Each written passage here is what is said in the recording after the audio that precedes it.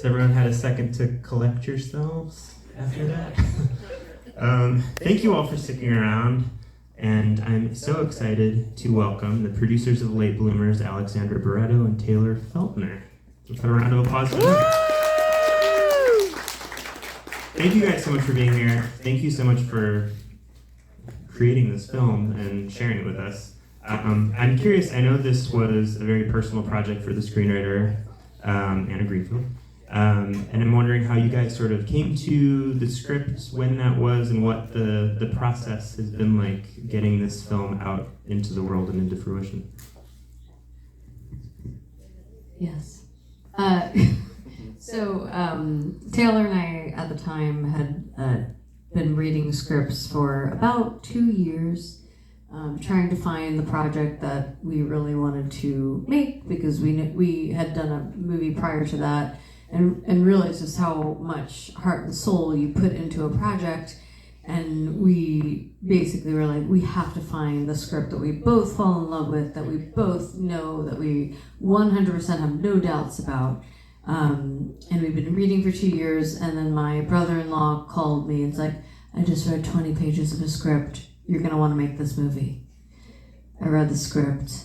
I said, I'm gonna wanna make this movie. But I sent it to Taylor without saying that, just to see, how he felt. And then he called me, he's like, we're gonna make this movie. Yeah, and it was just such, Anna has such an amazing, her voice and her story, like it comes through. And then when you meet Anna after reading the script, you're like, oh yeah, it all makes sense. So, but then after that, it was a long journey. I'm gonna let Taylor tell you about that. I mean, it was stops and starts and stops and starts, and it took us after reading the script, about 5 years to get the movie made. And it was a process of like having a lead talent, raising the money, losing the lead talent, losing the money, re-raising the money, COVID, everything was thrown at us, so it took a while to get the thing made. Yeah. I wish I could go on and on, but we don't have a lot of time here. Yeah. I mean, it's funny to even hear you say that a different lead actor was ever attached to this project, because I feel like Karen Gillan's voice is just like all throughout this. How did her coming on board sort of shape the character of the film? Yeah, I mean, the funny thing is we actually went out to Karen first, and then she turned us down because she, had Marvel movies to make. And so like, that is part of the process, like that, yeah, we went after Karen, she said no. And then we did, when we had an amazing actor attached, and we also fell in love with her, but that fell through. And then when Karen came back on board, we were like, yeah, this is exactly where it should be. And when we figured out that it would be Karen, I remember people did ask me and us why Karen? I'm like, have you seen JUMANJI? I know, she's so she has such great physical comedy, and we just kind of knew that she had it in her to do all the levels. So. Yeah, I'll just add that she was friends with Lisa and Anna, the writer, and when we got into pre-production rehearsals in New York, luckily we had a lot of time for rehearsals, which is very rare, but because she was so close to Anna, she just observed her and started mimicking even Anna's little tics, the way she would touch her face, the way that she would, these little things she would just observe, and a lot of that made it into the character. Yeah. Does anyone have any questions for Alex and Taylor? Yep, right there. I was just going to ask, what was the hardest aspect of the production? Not so much the pre-getting the money, but when you were actually making the film? The hardest aspect of production. We had a 20-day shoot in 20 locations. It was intense. Most days included a move to another location, so I think we were biting a lot off for a film of our size. And the cast was 25 people, so big cast, big locations on a limited means. I think that was probably one of the more challenging things for us. And shooting in New York is hard, just in general. Not being from New York. We actually brought most of our crew from Los Angeles, so we had never made a movie in New York. and then going through 20 locations. Yeah, I mean, just living in New York is hard, so I can't even imagine making a movie. Any other questions from the audience? Anyone out there?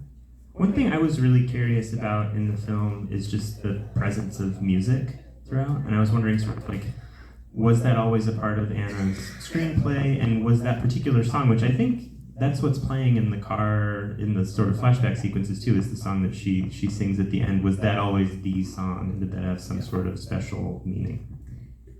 Yeah, so I don't know if you caught at the end, it said for DJ Donna. DJ Donna is Anna's mom, and Anna's mom was a DJ. And so that Anna basically, you know, those songs by Sandy Denny were a part of her childhood, and you know, I think, you know, her mom told her about these songs. She's like, are they cool? Are they not? And then, you know, came to like love them and realize how amazing these songs were, and she wanted to put them into the movie. And then even there's like a point where she's wearing The Cheap Tricks shirt, and that is also a callback to like her mom, or Her mom was cool. yeah. Yeah, I mean, she said it. Her mom would like play like Talking Heads on the radio for the first time, and in this radio station in California, like she was cool. So it's. But I will add that beyond that stuff, the French pop song is an original. We worked with a different composer to make this fake French pop song for Brick and his dad. And it's really catchy. We danced a lot in the production office to that song. I still want it out there on the radio. Any questions from the audience? Did I see one? Was there ever a moment with the Sandy Denny song where you were like, well, we're not actually sure if we can use this or not, or is that, what's the process like of securing the rights? How giving is the Sandy Denny estate with that music?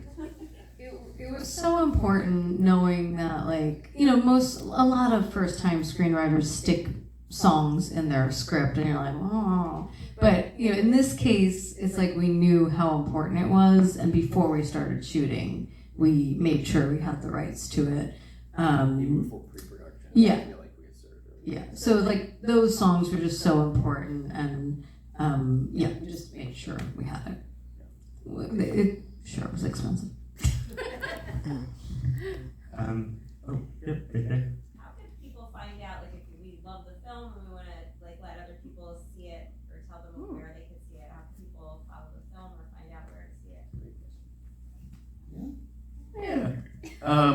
We just have started receiving distribution offers, so yes, it's been a long journey, but there is a very good chance that it'll be in theaters sometime next year. So You could go to I Was a Late Bloomer. yeah, if you go to I Was a Late Bloomer, that's the website for the movie. You can, and same on social media, follow us, and I'm sure we'll be sharing a lot of new information coming soon about distribution. Yeah. That just happened today. You're the first to hear about it. Yay! It was the luck of the Philadelphia Film Festival. We did it. Yes, thank you. Got the word out there. Were there any other questions out there? Yep, right here. I have a follow-up question about the music. I was thinking about the one scene that I don't think I had a firm grasp on, where they're sitting for the first time on the couch in the chair and the ballet music comes over the TV. Mm-hmm. I feel like I wasn't sure if that was, because of how quickly it stopped, if that was real or if that was like in Antonina's head, because it was like overlapping the TV. And I'm just curious about that. And the question was the music that's playing in the ballet, the ballet sequence. music, yeah. Yeah, if that was real or composed for the film. We licensed it. It was just a licensed song that we put in as. Oh no, I know the song. I meant, like, was the music itself meant to be in the space or in Oh. Yeah, in the space. in the space? Yeah. Right. To cue her Yes. memory of her daughter, and then trigger that conversation. Yeah, in the space. Well, I had one sort of final question. Oh, You're welcome to comment on it. It's more of a comment and a compliment. I really thought that the use of foreign language, the use of subtitle, and the lack of use of subtitle, and the eventual use of music was really effective. That's just what I'm saying, because I think it was really good. Because sometimes we didn't know what they were saying, but when we needed to, we did know what they were saying. Yeah. I mean, that was a conversation from the start because Anna originally intended us to use no subtitles ever, and we were like, no, that can't be it. Like, it was just like, it was too important. There were too many things that Antonina was saying that were just too important. However, when we then watched the movie with full subtitles, we're like, also absolutely not. And then we pulled it back. And we did test screenings to see how people felt, but we feel really good about where it landed, and Yeah, just the idea was that if two Polish people are speaking together, you need to understand what they're saying to one another. But to relate to Louise, if we don't understand what Antonina is saying to her, we're relating more with Louise throughout the It's film. very effective to not know as the audience what they were saying versus what we should have said. It's Yeah. very good. Thank you. Any other questions before we wrap up? Okay, well, I was just going to ask, and maybe this is there's probably a short and a very long version of this answer, but aside from being a very entertaining film, it's a film that I think has a lot to say about just being an adult, being a person. What do you hope that viewers take away from Late Bloomers? call your mom. I think at heart we are all late bloomers. I think as we talked about that and like the lead up to the film, everyone has their own story of how they feel they're coming into their own late in life. And I think that's true for everybody. So I think it's relatable in that way. Thank you, everybody. Thank you guys again for being here, Alex, Barreto, and Feltner. And thank you all for coming out.